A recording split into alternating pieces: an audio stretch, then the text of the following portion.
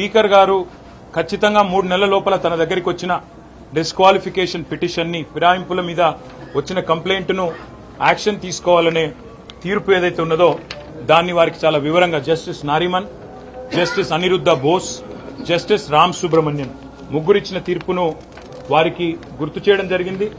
ఆ రోజు సుప్రీంకోర్టు ఇచ్చిన తీర్పును అనుసరించి మణిపూర్లో కాంగ్రెస్ ఎమ్మెల్యే శ్యామ్ కుమార్ అనే కాంగ్రెస్ ఎమ్మెల్యే ఎవరైతే పార్టీ ఫిరాయించారో వారి మీద అక్కడి మణిపూర్ స్పీకర్ గారు డిస్క్వాలిఫికేషన్ కూడా చేసిన విషయాన్ని కూడా స్పీకర్ గారి దృష్టికి తీసుకొని రావడం జరిగింది.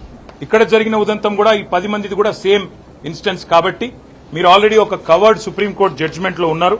దయచేసి మీరు ఈ విషయంలో మరి నిర్ణయం తీసుకోండి. తీసుకోకపోతే స్పీకర్ పదవికి కూడా అగౌరవం వచ్చే విధంగా ఉంటుంది. ఎందుకంటే సుప్రీంకోర్టు చెప్పిన తర్వాత గానీ మీరు నిర్ణయం తీసుకోలేదనే పరిస్థితి వస్తుందని చెప్పి స్పీకర్ గారికి విజ్ఞప్తి చేయడం జరిగింది.